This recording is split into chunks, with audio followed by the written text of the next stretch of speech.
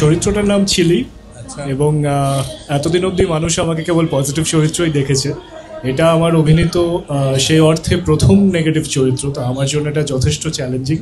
এবং ধীমানদা নির্দেশক, তিনি আমাকে প্রথম বলেছিলেন যে আমি তোমার এই ইমেজটাকে ভেঙে নতুনভাবে নতুন করে যদি তোমাকে প্রেজেন্ট করা যায়, যেহেতু এর আগে আমি বামা খেপা করেছি বা অন্য ধরনের চরিত্র করেছি, অনেক বেশি আধ্যাত্মিক, তো সেখান থেকে এটা একেবারেই সম্পূর্ণভাবে আলাদা।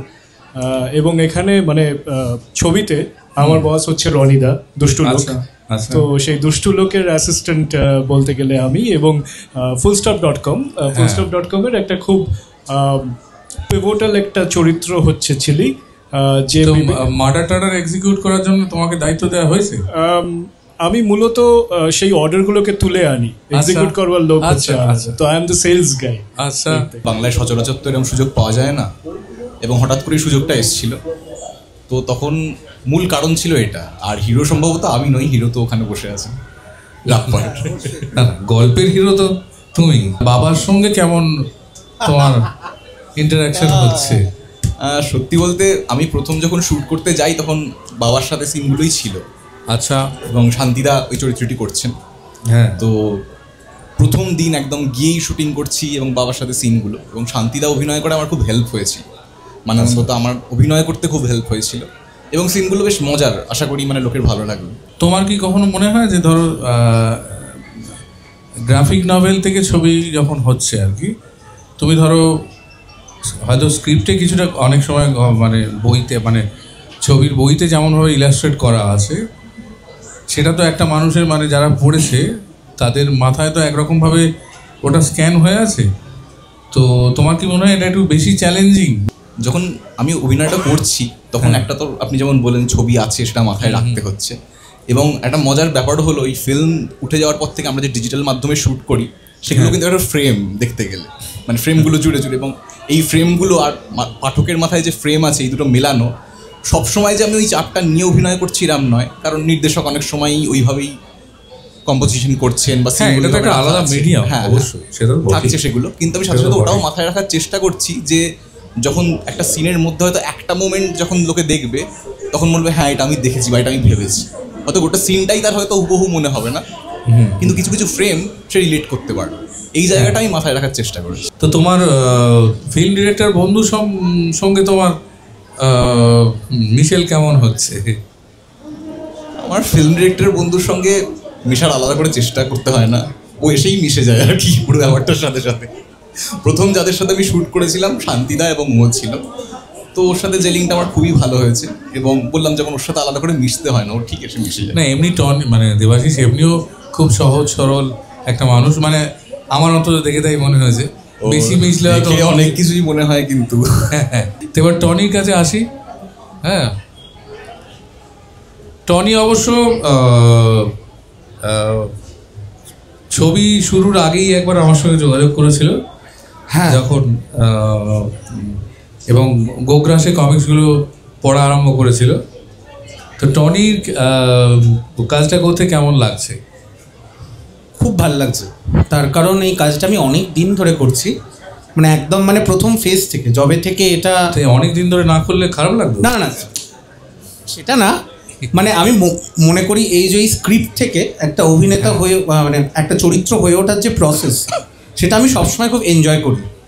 আর এই চরিত্রটা আমার কাছে প্রিয় এবং ভালো লাগছে, তার পেছনে একটা কারণ যে এরকম আরেকটি চরিত্র, সেটা ডিরেক্টরের নয়, মানে যার জন্য আমি একটু মানে সামান্য ওই এক অক্ষর যদি লোকে আমায় চেনে জানে, সেটা হচ্ছে আমার আগের ছবিটা অপরাজিত, যেটাতে আমি সত্যজিৎ রায় চিত্রগ্রাহক সুব্রত মিত্র চরিত্র অভিনয় করেছিলাম। এবং যখন আমাকে প্রথমবার বলা হয় যে এটা একটা ফিল্ম ডিরেক্টরের, তো আমি প্রথমেই প্রচণ্ড এক্সাইটেড ছিলাম, তার কারণ আগে একজন সিনেমাটোগ্রাফার এবং তারপরে একজন ফিল্ম ডিরেক্টর। কিন্তু হ্যাঁ, মানে সব থেকে বেশি যেটা হেল্প হয়েছে, যেটা আমি মানে তোমার কাছে আমি খুব কৃতজ্ঞ থাকবো আর কি, যে তোমার সাথে আমি আলাদা করে মানে হ্যাঁ অবশ্যই মানে ইউ শুড মানে ডু লাইক দিস, মানে তোমার কলার উঁচু করে বলা হয়েছে যে আমি তোমার সাথে দেখা করার পর এই জন্যে অসভ্যের মতোই বলতে হচ্ছে, তোদের সকলের আমার কাছে কৃতজ্ঞ থাকা, কারণ তার কারণ আমি না লিখলে আমরা এখানে বসে থাকতাম না। সুযোগ দেওয়ার জন্য একটা সব থেকে বড় হাততালি আগে, মানে please a big round of applause for সুযোগ বন্দ্যোপাধ্যায়। উনি না থাকলে আমরা তো যাই হোক, তো তো যাই হোক মানে আমি না মানে যখন আমি মানে স্ক্রিপ্টটা পড়ি আর যখন তোমার কমিক্সটা পড়ি তো তখন আমি বুঝতে পারি যে টনি কি মানে আরও বেশি মজা লাগে চরিত্রটা করতে, আরও বেশি আনন্দ লাগে চরিত্রটা করতে। টনি কিন্তু খুব সিরিয়াসলি সমস্ত কিছু এক্সিকিউট করার চেষ্টা করে, আমরা হেসে ফেলি। একদমই তাই, মানে মানে এখানে সংলাপ বলছি না, তবে তাও ওই যে তুমি ওই মানে সই দেওয়ার ব্যাপারটা যেটা তুমি বললে যে তুমি ছোটবেলা থেকেই মানে সই দিতে ভালোবাসতে, মানে টনি কিন্তু এরকম একটা ক্যারেক্টার যে মানে রাপ্পা মানে মানে একটা এক্সপেকটেশন কিন্তু টনির মনে থাকে যে রাপ্পা কতক্ষণে তাকে বলবে যে টনি তুই তো একটা বড় ডিরেক্টর, তুই একটা সই দে না, মানে তুই যখন বড় হয়ে যাবি ঠিক আছে। টনি কিন্তু মাঝে মাঝে রাপ্পাকে বলে আরে ভাই আমি তো মানে এটা কিন্তু টনির মানে মানে মাইন্ড বলে। আমি নিজে জীবনে যেখানে বেইজ্জত হয়েছি সেইগুলোই কিন্তু ছোট ছোট করে টনির মধ্যে ঢুকিয়ে দিয়েছি। একদমই তাই, এটা লোকে স্বীকার করে না, আমি স্বীকার করি। আচ্ছা আমি তোমার কাছে যাবো, তুমিই বলছি, হ্যাঁ, কারণ আমার মধ্যে ওর সঙ্গে আমার বয়সের কাছাকাছি একটু হতে পারে, এরা সব আমার চেয়ে হাঁটুর বয়সী। তুমি কোন চরিত্র করছো? আমি যে চরিত্রটা করছি ওটা বোধহয় কমিক্সে বোধহয় নেই, এটাকে ক্রিয়েট করা হয়েছে। তো এই চরিত্রটার নাম হচ্ছে মোমো, fullstop.com এর লিগ্যাল অ্যাডভাইজার। আচ্ছা আজকে এইভাবে বানানো হয়েছে। আর ক্যারেক্টারটাও মানে স্ক্রিপ্ট লেখা থেকে শুরু করে তারপরে ধীরে ধীরে শুটিং চলাকালীনই ইভলভ হচ্ছে, মানে যেরকম ভাইবস পাচ্ছেন, মানে এই ফিল্ম মেকিংটাই খুব ইন্টারেস্টিং ভাবে হচ্ছে, যে মানে যেভাবে ইভলভ হতে হতে যাচ্ছে। এবং টোটালটা দেখেই উনি মানে আমাদের যিনি ডাইরেক্টর উনি ওইভাবেই ভাবছেন এবং আরো আইডিয়াস যেভাবে আসছে সেগুলোকে ইনকর্পোরেট করছেন। তো আমাকে ওরকম ভাবে বলেছেন যে লিগ্যাল অ্যাডভাইজার, এবং তার এরকম ভাবে তাকে উনি দেখছেন। গোলমালটা হচ্ছে যে পুরো ব্যাপারটাই তো ইললিগাল, মানে পয়সা নিয়ে খুন করছো, হ্যাঁ, তার আবার লিগ্যাল অ্যাডভাইজার, ভয়ঙ্কর ব্যাপার। ইললিগাল অ্যাডভাইজার, সেটাই মেটাফর, সব থেকে ইন্টারেস্টিং পার্ট। মানে বেসিক্যালি ওরা যেটা করছে সেটা হচ্ছে অ্যানার্কি, বাট তাদের অর্গানাইজেশনের ভেতরে যেটা রয়েছে খুব সিস্টেমেটিক। মানে চেঙ্গিজ থেকে শুরু করে এভরিওয়ান, মোমো, তারপর chilli and other TikTok, they are very organised and very, এবং মানে সিনের মাঝখানে এরকম বলেও যখন চেঙ্গিজকে যখন ডিসক্রাইব করে যে he is very organised, very well thinker, খুব সর্টেড, হ্যাঁ সর্টেড, হ্যাঁ। So but their work is to create chaos in the city. নিশ্চয়ই পয়সা নিয়ে গন্ডগোল করা, একদম গণপিটুনি আমার গল্পের মাঝে মধ্যে থাকে। আর তো মানে গুন্ডারা একটা কেওস করে গন্ডপিটুনি খাচ্ছে, বা এরকম হয়েছে ধরো একজন মারা পড়েছে, দুটো পার্টির লোক এসে গেছে, বলছে আমাদের পার্টি কর্মী ছিল। এটা কিন্তু প্রায়ই হয়, দেখা যায়। কেউ একজন মারা গেলেই বলে আমাদের পার্টি কর্মী ছিল, কেউ বলছে আমাদের পার্টি কর্মী ছিল, বলছে আমাদের পার্টি কর্মী ছিল। তো এরকম কোনো গণপিটুনির জায়গা আছে? ওটা এখনো হওয়া বাকি আছে। ওটা হ্যাঁ, আমি যতদূর জানি ফুল স্টপটা না আমারই লেখা, তো তো যতদূর জানি একটা গণপিটুনির জায়গা আছে, যেখানে মারধর বেশ ভালো রকম একটা গন্ডগোল, যেখানে পাবলিক এসে গুন্ডা টুন্ডাদের পেটাচ্ছে আর। তো ছবিতে নিশ্চয়ই একটু চেঞ্জ হয়েছে, কিন্তু আছে গণপিটুনিটা, আমি ধীমানদার কাছে শুনেছি। সব্যসাচী, এখানে তোমার যেহেতু অ্যাকশন কিছু নেই, তো রাপ্পা টনির সঙ্গে কি ইন্টারাকশন আছে? না, অ্যাকশন এখানে রয়েছে, আমার এন্ড থেকে আছে। অর্গানাইজেশনে আমার অ্যাকশন করার কথা নয়, কিন্তু ঘটনাচক্র বিষয়টা যে আলটিমেটলি সেটা গিয়ে করতে হয়।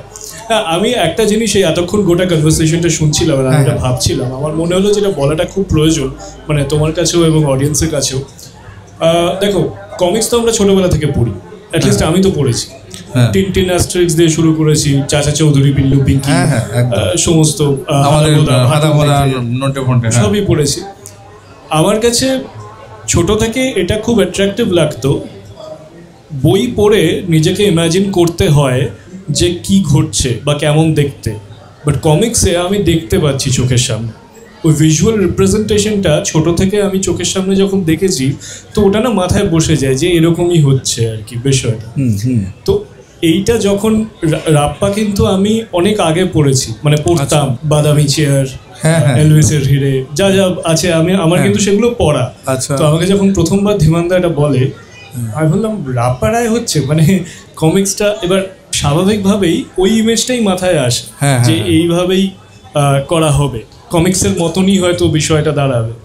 কিন্তু যখন আমি কাজটা করতে গেলাম প্রথম দিন, যখন আমি ফ্রেম দেখলাম, লাইট দেখলাম, আলটিমেট শটটা যখন দেখলাম, it's a much matured content.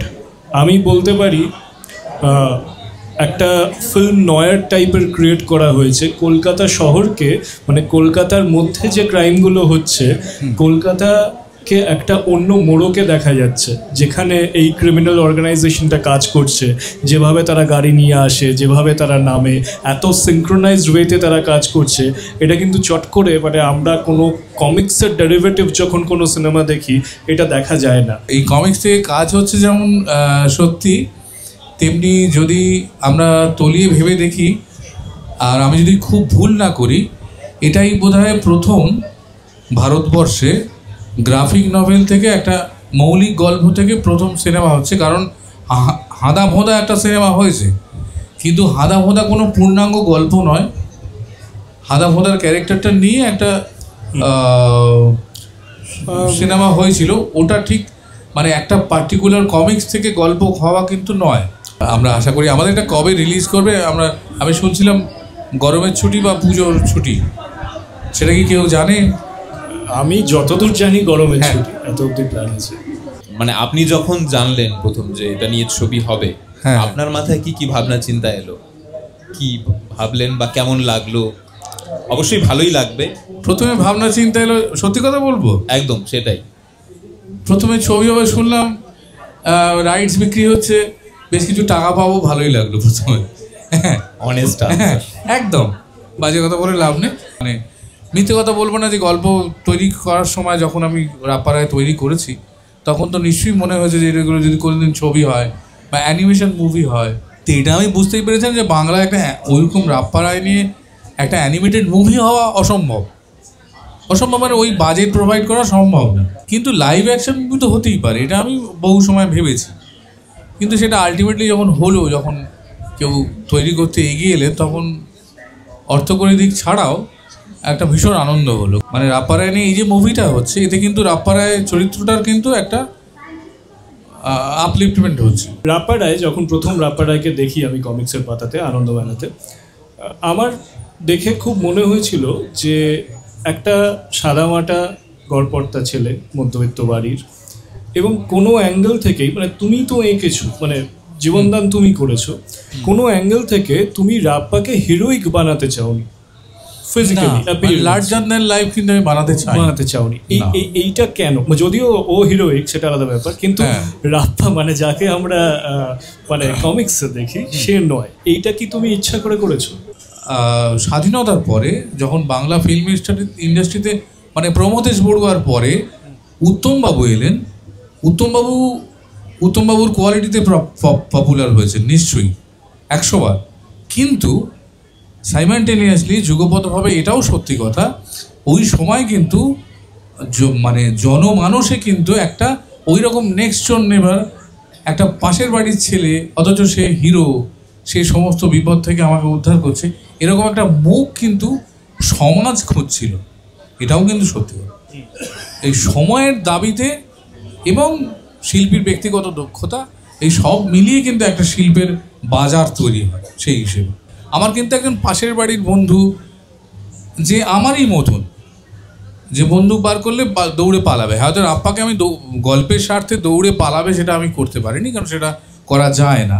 তুমি কমন ম্যান ক্রিয়েট করতে চেয়েছো। একদম কমন ম্যান ক্রিয়েট করতে চেয়েছি, কিন্তু এবারে কমিক্স মাধ্যমটা কিন্তু একটু অ্যাকশন প্যাক ড্রামা ডিম্যান্ড করে। তো সেই জন্যে কোথাও আমি রাপ্পাকে মারামারি করিয়েছি, এবং সেটাও দেখবে কপাল জোরে রাপ্পা বেঁচে গেছে। এটা কি কোনোভাবে মানে টিনটিন তোমাকে মোটিভেট করেছে কখনো, বা ছোটবেলাতে পড়া বা কিছু? টিন অ্যাস্ট্রিক্স নিশ্চয়ই। আমি কিন্তু সমস্ত আমার যা পূর্বসূরি যারা আছেন তাদের থেকে কিন্তু নিয়েছি। মারিও দি মিরান্ডা থেকে সমস্ত থেকে নিয়ে একটা তৈরি হয়ে গেছে, এবং ওটা কী করে করেছি আমি কিন্তু জানি না। তো তোমাদের সবাইকে অত্যন্ত ধন্যবাদ, মানে আন্তরিক ধন্যবাদ, তোমরা এসছো। আর আমরা আশা করি সকলেই এনজয় করেছে। একটা এদের জন্য সবার তরফ থেকে একটা হাততালি। সবাই দেখবেন হলে গিয়ে ছবিটা। হ্যাঁ, রামপাড়ায় জিন্দাবাদ আর কি বলবি। হ্যাঁ।